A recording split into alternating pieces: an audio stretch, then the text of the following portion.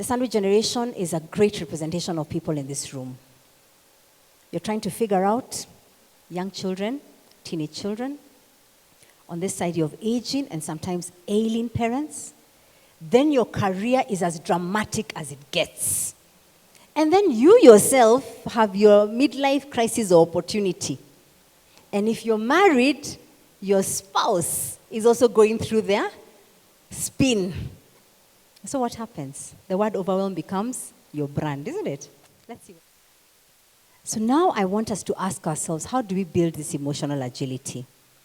The first thing about emotional agility, it has nothing to do with just being positive. It's about realizing where you're at with whatever is going on and seeing whether you can recognize the patterns, accept how you're feeling, and then make a decision based on your values. What usually happens when we have emotional turmoil? What happens to our values?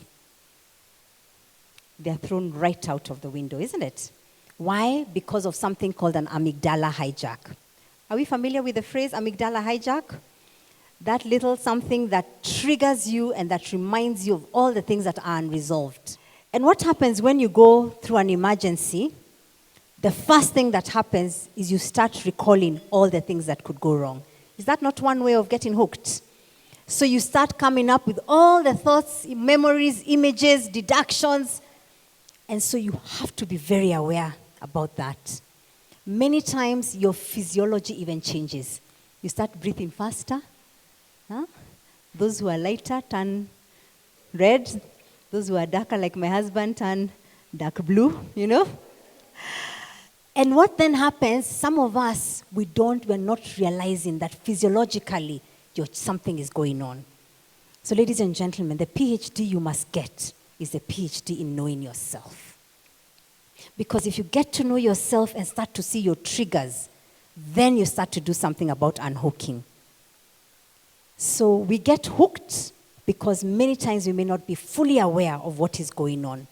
And we are being triggered by a past situation that either we've not resolved or is continuing to affect us, that we see playing out again in the situation at hand. You see, emotional agility is you decide how you will show up. Emotional rigidity, I'm always reacting to the pressures of the day. When I'm emotionally rigid, I get stuck. I am frustrated. I have despaired. I am bored. I'm like, I can't get out of this space. And I also end up having a victim mentality. When I am emotionally agile, I am able to shift my emotional state so that I can continue stepping forward in my life. When I'm rigid emotionally, I'm letting life pass me by. The elephant in the room is just engulfing us, and you're stagnant both in your work and in your life. But when you have emotional agility, you choose courage. You ask for the promotion. You ask for an opportunity to grow. You ask for what you need. You develop a new skill. You take life in the way that you should with your strength. My emotions make me uneasy. I lean into my emotions. So let me tell you what happened. This morning, I had an emergency. I'll not tell you what type, but it was a hard emergency. And I'm like, all the way in SA, this could not have happened in Kenya. And I remember I started feeling hooked. In fact, I'm from Nyeri, we don't cry. But I was just feeling I'm going to start crying. And this is not the time to start crying. But as I looked at the situation and I was like, we have to find a solution, I told myself, there's a solution, there's a solution, there's a solution. So, show up.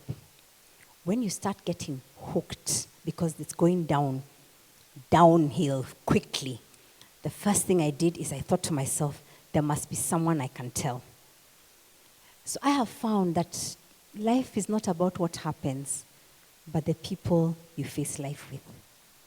So I quickly called a couple of my friends, and I told them this has happened, and I don't know how to solve this. And they are very calm. We are all calm usually, but now I had lost that calmness. And they said, don't worry, Dr. Pat, we're going to figure this out. So show up. Instead of sweeping the emotions under the carpet, show up. Because when you sweep it under the carpet, it starts to engulf you.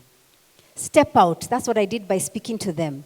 Maybe it's to pray. Maybe it's to speak to someone. Maybe it's to journal, whatever it is. And then I asked myself, in the grand scheme of things, this emergency is here.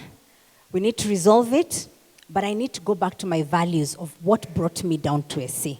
Will I allow this emergency to just sweep off all the work that we've been doing here? Go back to your values. Walk your why.